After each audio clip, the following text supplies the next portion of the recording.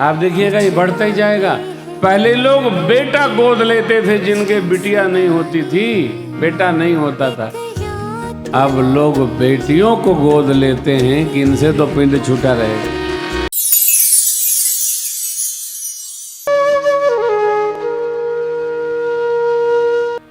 पहले लोग अपने बेटा बहू के साथ रहते थे। 20 वर्षों में ये परिवर्तन हुआ है कि आदमी अपने बेटा बहू के साथ नहीं रहना चाहता है, बिटिया दामाद के साथ रहना चाहता है। ये समाज में परिवर्तन हुआ है। क्यों हुआ है?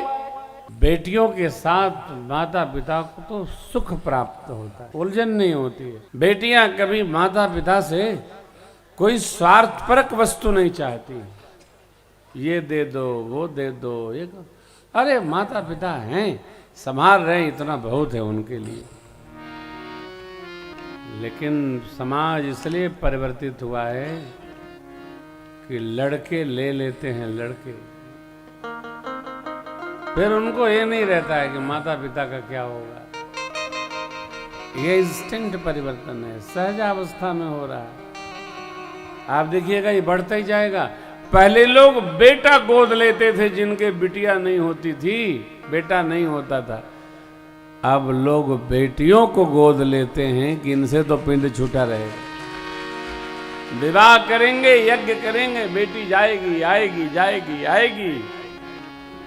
लोग बेटा गोद नहीं लेते, बेटियां गोद लेते हैं। परिवर्तन हुआ। क्यों? संस्कार के कारण। मेरी आपसे ये प्रार्थना है, कहीं भी रहो, देखो कोई लेकर गया नहीं,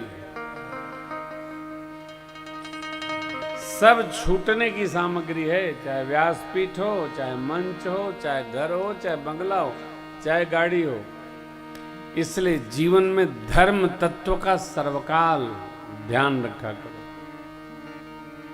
धर्म को केंद्र में रखो, धर्म को धारण करो।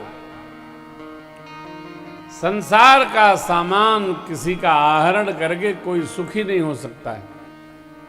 अस्तु, सामान के लिए परिवार से बैर नहीं, माता पिता से युद्ध नहीं, बुद्ध भाव में रहो।